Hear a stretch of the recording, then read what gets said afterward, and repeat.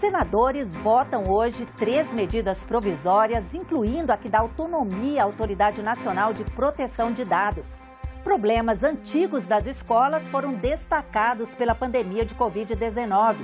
Profissionais da administração são homenageados pelo Senado com sessão especial no plenário. Boa tarde, o Senado Notícias está no ar.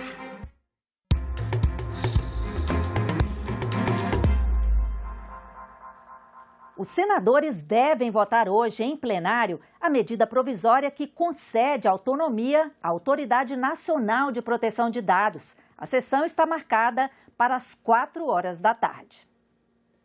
A Autoridade Nacional de Proteção de Dados é o órgão responsável por aplicar e fiscalizar a Lei Geral de Proteção de Dados, aprovada em 2018.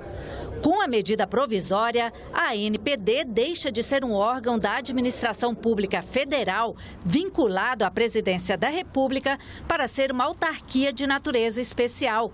Na prática, a mudança significa independência administrativa e financeira, já que a ANPD não estará subordinada à presidência nem a ministérios. De acordo com o texto, os cargos atuais da ANPD serão transformados em comissionados e serão transferidos para a autarquia servidores da carreira de especialista em políticas públicas e gestão governamental. A medida provisória também cria, sem aumento de despesas, o cargo comissionado de diretor-presidente da Autoridade Nacional de Proteção de Dados. O texto foi aprovado sem emendas pelos deputados na semana passada e está na pauta da sessão plenária do Senado desta terça-feira. A MP tem que ser votada até o dia 24 de outubro para não perder a validade. Outra medida provisória na pauta do plenário nesta terça-feira cria regras para credenciamento de empresas estratégicas de defesa, que fazem trabalhos para as Forças Armadas. As empresas estratégicas de defesa precisam se credenciar no Ministério da Defesa e atender a alguns critérios, como ter sede no país e controle acionário de brasileiros. Elas recebem tratamento diferenciado para ganharem escala com o estímulo visando a exportação, além de garantir vínculos das empresas com os atendimentos das necessidades das Forças Armadas.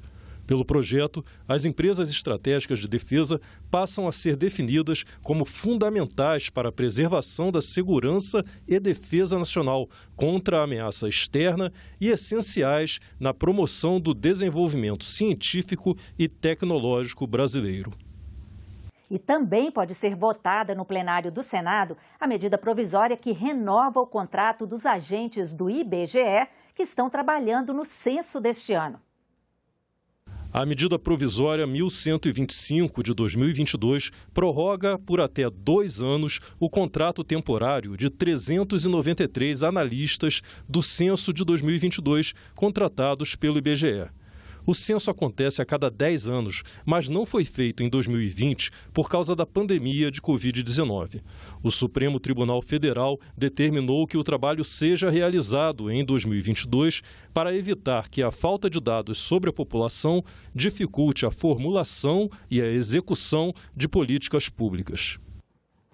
As comissões do Senado também vão votar projetos hoje e a agenda do dia inclui ainda uma sessão solene do Congresso Nacional.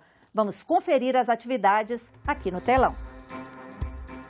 A Comissão de Direitos Humanos se reúne logo mais às 2 horas da tarde. O primeiro projeto na pauta regula a gratuidade para idosos nos transportes públicos rodoviários. Para as 2h30, está marcada a reunião da Comissão de Transparência, Fiscalização e Controle. Os senadores devem votar projetos e requerimentos, entre eles o que pede a realização de uma audiência pública sobre pesquisas eleitorais. E o Congresso Nacional tem uma sessão solene prevista para começar às 13h30. Senadores e deputados vão participar da entrega da condecoração da Ordem do Congresso Nacional ao ministro do Supremo Tribunal Federal, Luiz Fux. Como vimos na agenda, a CTFC deve analisar requerimento de audiência pública para discutir as metodologias utilizadas pelos institutos de pesquisa nas eleições. Confira na reportagem. Ter muito cuidado. O autor do requerimento é o senador Carlos Portinho, líder do governo no Senado. Ele convidou 15 pessoas para a reunião, entre elas o presidente do Superior Tribunal Eleitoral, Alexandre de Moraes, diretores de institutos de pesquisa e especialistas. O objetivo do encontro é discutir a atuação das empresas que realizaram pesquisas eleitorais durante o primeiro turno das eleições. Na justificativa, Portinho diz que precisa saber se tudo não passa de erros graves de metodologia ou se existe algo pior, como a intenção deliberada dos institutos e ou de seus contratantes de manipular a opinião dos eleitores. É uma discussão, um debate que o Senado tem que ter. Eu já conversei, aliás, fui procurado por líder de oposição e ele mesmo disse, passado isso, vamos discutir um pouco mais a fundo as pesquisas? Então é nisso, é fora do calor da emoção, a pesquisa não é a vilã do resultado das eleições, apenas a gente tem que tomar um cuidado, acima de tudo, em preservar o voto do eleitor. Já tramita no Senado um projeto de lei que pretende punir erros considerados excessivos. O texto prevê que empresas cujos resultados sejam divulgados 5 dias úteis antes do pleito, em caso de divergência com os resultados apurados oficialmente, fiquem impossibilitadas 8 anos de realizar pesquisas eleitorais. No caso das pesquisas, o que é que se há de fazer? O trabalho que o Legislativo faz. Compilar os projetos que a Casa já tem em curso sobre isso, que estão sendo discutidos, parlamentares da Câmara e do Senado, fazer eventualmente, ampliar o debate ou focar o debate mais com uma sessão de debates, com audiências públicas nas comissões respectivas a esse assunto e tentar amalgamar todas essas opiniões e fazer uma proposta unificada, um projeto de lei talvez maior, mais denso, sobre pesquisas e sobre institutos de pesquisa. Basta isso. Não há o que investigar necessariamente, não há por que chamar esse instituto de pesquisa para uma investigação, você vai chamá-los para um debate construtivo. Outra proposta com o mesmo objetivo está tramitando na Câmara dos Deputados. O presidente do Senado, Rodrigo Pacheco, disse que é preciso cautela na análise do tema. Se busca coibir erros de pesquisa, é preciso fazer de forma inteligente e razoável. Não se pode punir institutos de pesquisa e os seus responsáveis simplesmente por uma aferição inexata, até porque erros podem acontecer e pode haver sim uma diferenciação de uma pesquisa correta numa quinta-feira com um resultado diferente no domingo da eleição. Uma ferramenta que reúne e atualiza diariamente as despesas do Poder Executivo para políticas destinadas às mulheres. Esse é o painel Orçamento Mulher. Ele foi lançado pela Consultoria de Orçamento do Senado Federal e desenvolvido em parceria com a Secretaria de Tecnologia de Informação da Casa.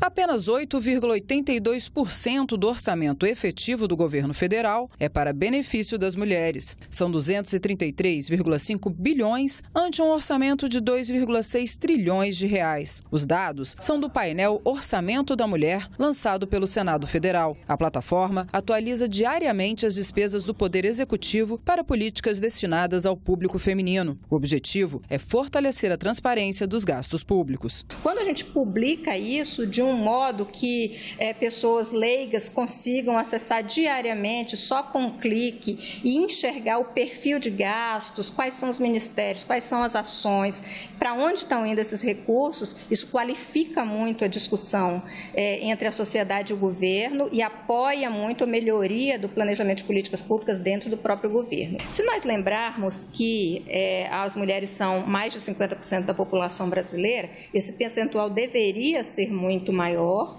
e, na verdade, deveria estar instalada uma perspectiva transversal de sensibilidade a gênero em todas as políticas públicas. O painel Orçamento da Mulher adota a mesma metodologia elaborada pelo Poder Executivo para definir as políticas específicas para o público feminino. Das 79 ações adotadas pelo governo federal, 65 foram contempladas no orçamento deste ano. As despesas autorizadas para 2022 são 1,5% menores que do ano passado. O Ministério da Saúde é o órgão mais favorecido pelo Orçamento da Mulher, 94,5 bilhões, seguidos dos Ministérios de Cidadania, 78,5 bilhões, Educação, 50,9 bilhões e Desenvolvimento Regional, 809,5 milhões. Mas, de acordo com a consultora, esses valores são para despesas obrigatórias, que não são criadas com foco nas mulheres. A gente tem uma parte de políticas públicas genéricas que estão sendo apontadas como políticas para as mulheres por causa dessa composição etária, basicamente, mas quando a gente olha, por exemplo, os dados que não são obrigatórios, os valores não obrigatórios, né, as despesas discricionárias, como, por exemplo,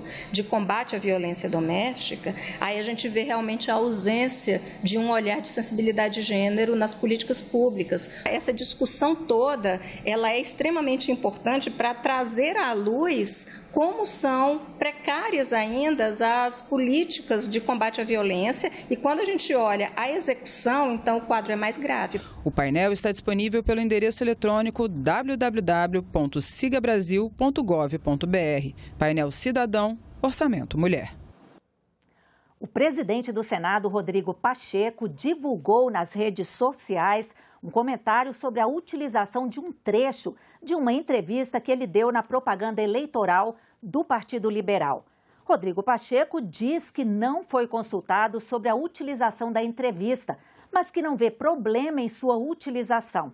Para o presidente do Senado, abre aspas, se trata de uma manifestação verídica concedida a um programa de TV a respeito dos tipos de emendas parlamentares ao orçamento público executado pelo governo federal. Para Pacheco, sua manifestação na entrevista pode ser usada de forma responsável por qualquer uma das campanhas. Continua a nota. Toda essa discussão é importante porque modificações estruturantes nascem dela. É bem possível que após esse amadurecimento, a prerrogativa parlamentar em matéria de orçamento se concentre nas emendas individuais, de bancadas estaduais e de comissões permanentes temáticas. O presidente do Senado conclui que o que importa é encontrar os eficazes mecanismos para dar a melhor qualidade possível ao gasto público. Para ele, o que precisamos condenar são as mensagens falsas que passaram a pautar o debate político no país, tomando o lugar de temas que realmente interessam a população. Fecha aspas. Como está a infraestrutura das escolas depois da pandemia? Para responder a essa pergunta, a Subcomissão Temporária para Acompanhamento dos Impactos da Pandemia de Covid sobre a Educação fez ontem uma audiência pública remota. Por todo o Brasil existem escolas onde falta energia elétrica, água potável, biblioteca, quadra de esportes, internet e outros itens necessários para um bom funcionamento. O colegiado convidou especialistas para responder à pergunta: quais são as instalações físicas necessárias nos estabelecimentos de ensino para proporcionar uma educação melhor aos alunos? A infraestrutura, ela é um elemento que colabora para a garantia do direito à educação, né? Então, a plena realização do direito à educação, ele passa por um ambiente saudável, ele passa por um ambiente seguro, ele passa por um ambiente que estimule o aprendizado. E aí, durante a pandemia, né, quando começou a se discutir o retorno às aulas presenciais, muitas pessoas diziam, a escola não está preparada, a escola não tem água potável, né? Então, a pandemia, né, ela veio trazer à tona problemas estruturais das escolas que já são antigos, né? Então, veio colocar a luz sobre determinadas coisas que eram inaceitáveis, mas ficavam muitas vezes escondidas, né? Como escola sem água, sem o mínimo de infraestrutura adequada. O acesso à internet rápida foi destacado como uma necessidade básica. Isso ficou evidente quando foi preciso implantar o ensino remoto e continua sendo importante para garantir a educação no mundo contemporâneo. A dificuldade que temos no norte e no nordeste do Brasil na conexão das escolas mesmo.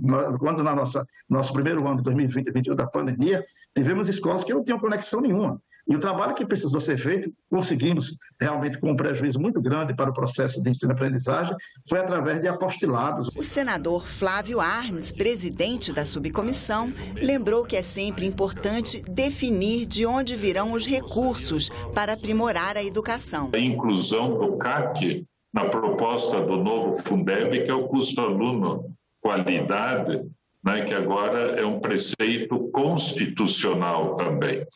Então, é um momento assim de tentarmos articular tudo isso junto com o professor Manuel, municípios, estados, sociedade, universidades, né, para que os resultados sejam melhores na educação. O Senado fez uma sessão especial no plenário nesta segunda-feira para homenagear o Dia Nacional do Administrador. Vamos ver. O Brasil tem hoje cerca de 500 mil profissionais de administração. O administrador é o profissional capaz de gerir uma instituição. É o responsável por planejar estratégias, acompanhar o desempenho das atividades, gerenciar os recursos humanos, materiais e financeiros, resolver questões de logística, de marketing e de sistema de informação. A profissão pode ser exercida em diferentes frentes de atuação, como profissional liberal, perito judicial, assessor ou consultor. O curso de administração é o terceiro mais escolhido pelos futuros universitários, atrás apenas de pedagogia e direito.